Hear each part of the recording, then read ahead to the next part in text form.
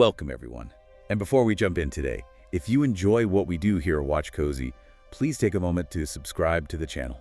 Yeah, it really helps us out. We put a lot of effort into digging through these documents and putting these discussions together for you. Absolutely.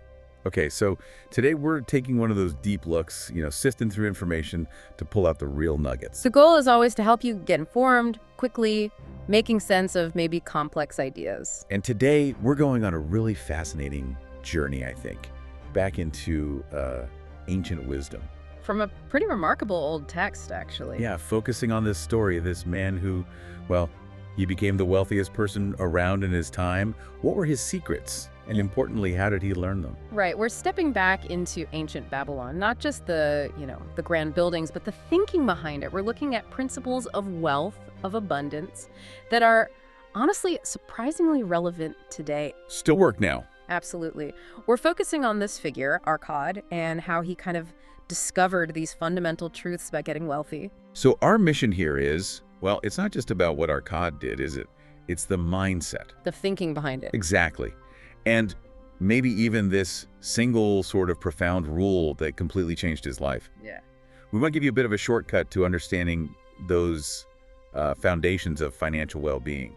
Straight from the source, so to speak. Okay, so let's talk about Arkad himself, this legendary figure in Babylon, hugely wealthy. Immensely wealthy. But also known for being incredibly generous, right? Giving to charity, taking care of his family, living well himself. And yet his fortune just kept growing year after year. It seemed almost effortless from the outside. Yeah, the income always seemed to outpace the spending. He just got richer.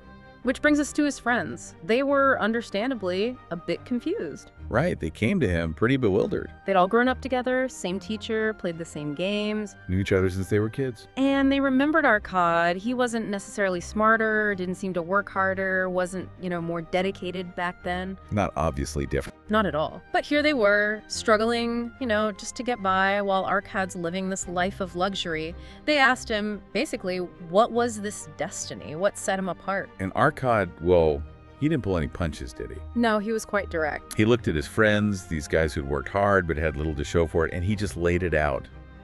Wealth isn't destiny. It's not luck. It has rules, laws. Exactly. He said their struggles weren't fate. It was because they either hadn't learned these rules, or maybe they learned them but just didn't follow them. Didn't heed them, which is, I think, a really powerful point right there. Financial success isn't random. It's based on principles. Yeah, definitely. And he had some strong opinions on, like, unearned money, too. Oh, absolutely. Wealth, you Yeah. just get, inheritances, windfalls, that kind of thing. Stuff you didn't work for. Right. He argued that often that kind of money just leads to ruin. People haven't learned the discipline, maybe, so they just squander it. Blow through it. Or if they try to hang on to it, they end up living in fear. Just anxious, miserable, terrified of losing it. Interesting. He did admit, sometimes people invest that kind of money wisely, but he felt those cases were rare. He said he'd heard of them, but hadn't really seen many himself. He even challenged his friends to look around and see if it wasn't true. Okay, so if it wasn't destiny, wasn't luck, wasn't inheritance, what actually drove Arkad? What was his motivation? Well, he thought back to his youth, and he realized that wealth, it brings happiness, it brings satisfaction. Freedom. Freedom, yeah. He saw money as a tool, a way to get the best furniture, travel the world, buy beautiful jewels. The good stuff in life. Exactly. And even bigger things, like building grand temples. So for him, wealth wasn't just about having money, it was about comfort, yes, but also maybe a kind of spiritual contentment too. So seeing all that potential. It sparked this decision in him. He decided he was going to claim his, quote, share of the good things in life. He wasn't going to just stand on the sidelines watching others enjoy things. He didn't want cheap clothes or a poor life. He felt like he deserved a place at the feast of life, as he put it. And he was pretty honest about where he came from, wasn't he? No silver spoon. Not at all. He admitted it freely. Large family, poor, no inheritance coming his way. And he even agreed with his friends, right? Yeah. That he wasn't exceptionally smart or powerful. Yeah, he basically said, you're right, I didn't have any special gifts. Just an ordinary guy. So how did he bridge that gap from ordinary guy with no advantages to, well, the richest man in Babylon? This is where it gets really interesting. He realized, maybe through observation or just thinking hard, that he needed two things to get what he wanted. Okay. Study and time. study and time. Okay. And the crucial part, the insight, was about time. He realized everyone has time. Loads of it, actually. But we waste it. So much of it. He saw people frittering away hours and days that could be used, he thought, to build wealth. It's a simple idea, but quite profound when you think about it. We look for complex answers, but maybe the basic ingredients are just there. Okay, so he has this resolve, study and time. What next?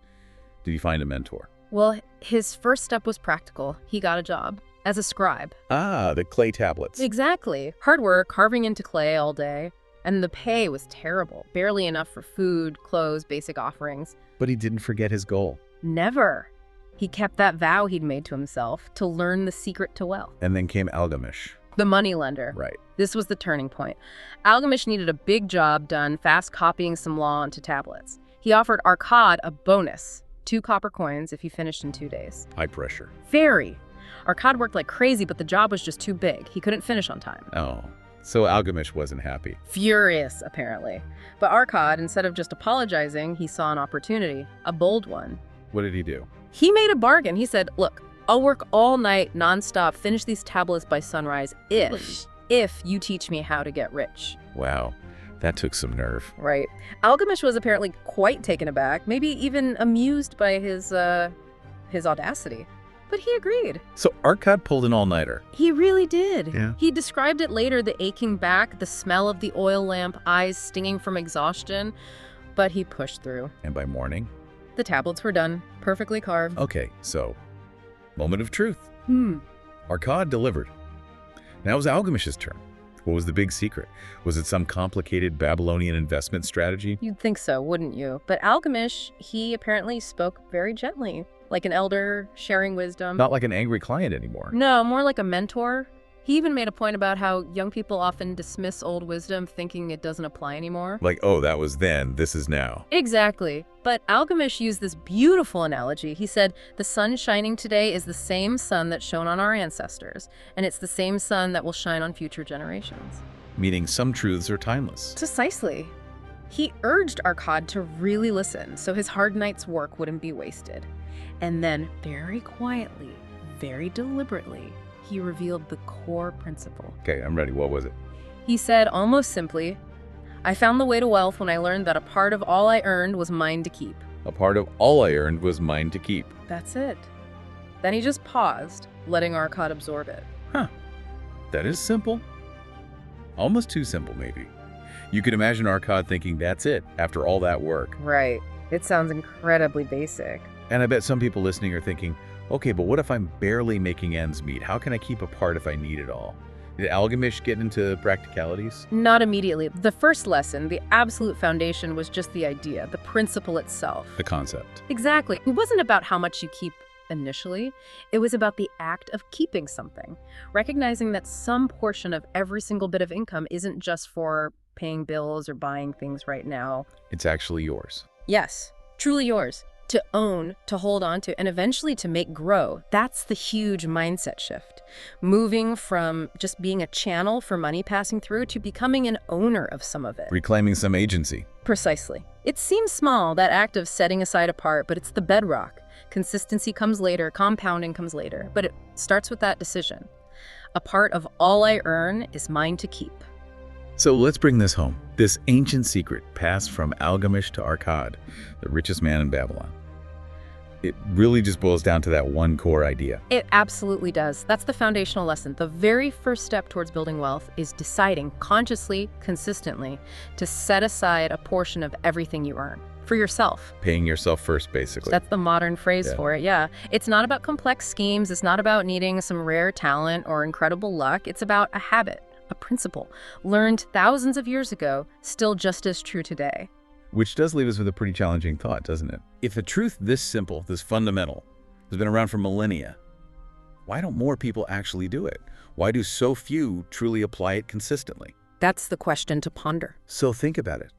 What part of your earnings, the money that comes into your hands, truly belongs to you?